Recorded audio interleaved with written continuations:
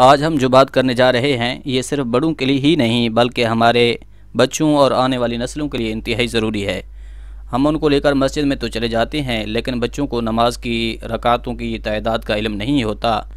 انہیں یہ علم ہوتا ہے کہ بس بابا جان یا دادا جان ہمیں مسجد میں لے کر آئے ہیں تو ہم نے کسی بڑے یا چھوٹے کی نماز کو دیکھ کر ہی اس کی نقل اتارنی ہے۔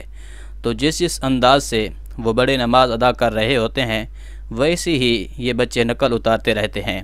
وہ اگر سجدہ کرتے ہیں تو یہ بھی سجدہ کرتے ہیں، وہ اگر رکوع میں ہیں تو یہ بھی رکوع کرتے ہیں۔ بسا اوقات یہ بچے سجدہ میں ہی رہ جاتے ہیں۔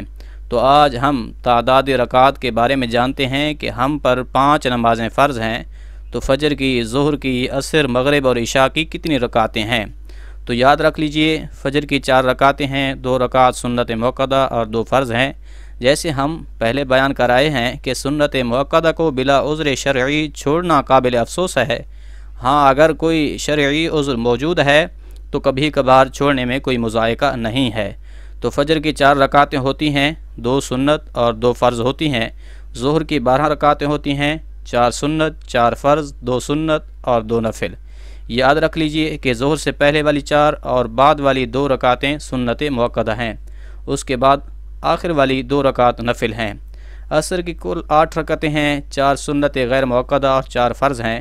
تو یہ عصر کی 4 سنتیں غیر موقدہ ہیں، اگر پڑھیں گے تو قرب الہی کا سبب بنے گی، اگر نہیں پڑھتے تو کوئی حرج نہیں ہے اور اس پر کوئی گرفت یا پکڑ نہیں ہے، لیکن ان کے پڑھنے کا بھی اہتمام کرنا چاہیے۔ مغرب کی 7 رکعتیں ہوتی ہیں، 3 فرض، 2 سنت، 2 نفل۔ تو مغرب کی سنتیں سنت موقدہ ہیں، بلا عذر شرعی چھوڑنا مناسب نہیں ہے۔ عشاء کی 17 رکعتیں ہوتی ہیں، 4 سنت، 4 فرض، 2 سنت، 2 نفل، 3 وتر اور 2 نفل۔ عشاء کی پہلی 4 رکعتیں سنت غیر موقدہ ہیں، فرض کے بعد کی 2 رکعتیں سنت موقدہ ہیں، پھر 2 رکعت نفل ہیں، اس کے بعد وتر ہیں۔ بسا اوقات ایسا ہوتا ہے کہ اکثر حضرات 4 فرض اور 3 وتر پر عشاء کی نماز میں اکتفا کر رہے ہوتے ہیں اور پوچھ بھی رہے ہوتے ہیں کہ 4 رکعت فرض اور 3 وتر پڑھ لینے سے نماز ہو جائے گی۔ دیکھیں، نماز تو ہو جائے گی لیکن 4 رکعت فرض کے بعد کی جو 2 رکعت سنت موقدہ ہیں ان کو چھوڑنے کی اکثر عادت بنا لی تو پھر گناہ کبیرہ کے مرتکب کہلائیں گے، اور اللہ کریم کو یہ بات سخت ناپسند ہے کہ کوئی بندہ سنت موقدہ کو ترک کرنے کی عادت بنا لے۔